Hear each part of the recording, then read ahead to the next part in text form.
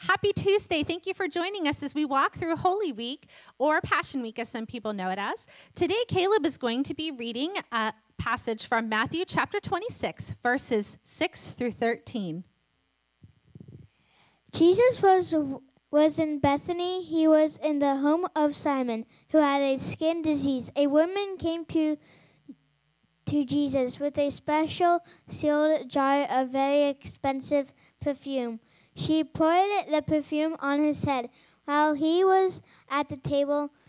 When the disciples saw this, they became angry. "Why this waste?" they asked. The perfume could have been sold at a high price. The money could have been given to poor people.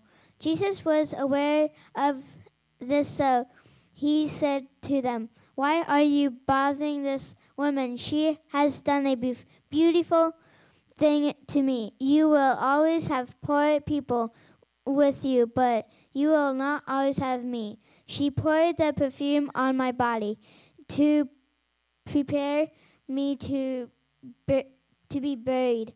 What I'm about to tell you is true.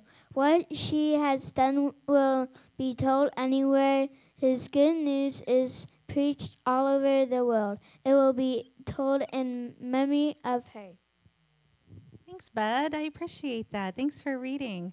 Well, you know what? This woman that is referred to in this passage is Mary, the sister of Martha and Lazarus. If you remember what had occurred in their lives previously, you would remember that Mary's beloved brother Lazarus had died.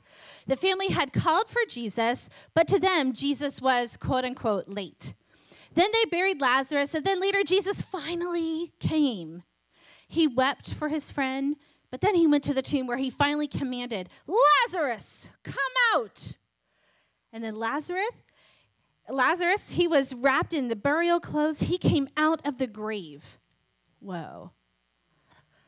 I can only imagine the thankfulness and joy that had erupted from that kind of reunion of sorts. And I wonder if this isn't one of those main reasons that Mary had anointed Jesus at this time. She was overwhelmed with thankfulness and just grateful to Jesus. She may not have understood the meaning of that, but she acted in obedience to the one who had blessed her so much. She had poured out probably the most expensive thing that she had, and just to demonstrate this incredible hospitality, she gave more attention to Jesus than to the negativity that was surrounding her, and she was this extravagant responder to him. You know, Mary's small act of obedience and service had an impact that has been remembered for thousands of years at the command of Jesus.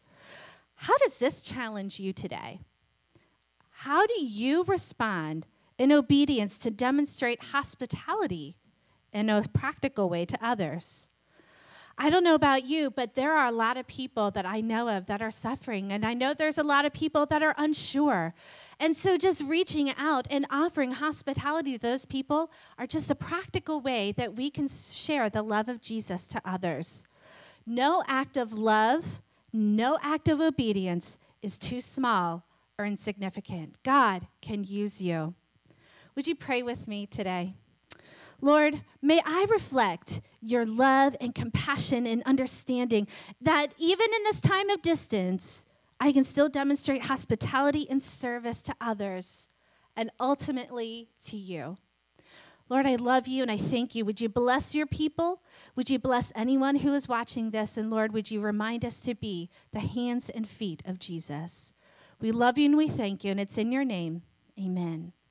Amen. Well, I hope you join us this Sunday for Resurrection Sunday, and also join us tomorrow as we take a look at Wednesday and looking at the next week of, or the next day in our Passion Week. Thank you. Bye-bye.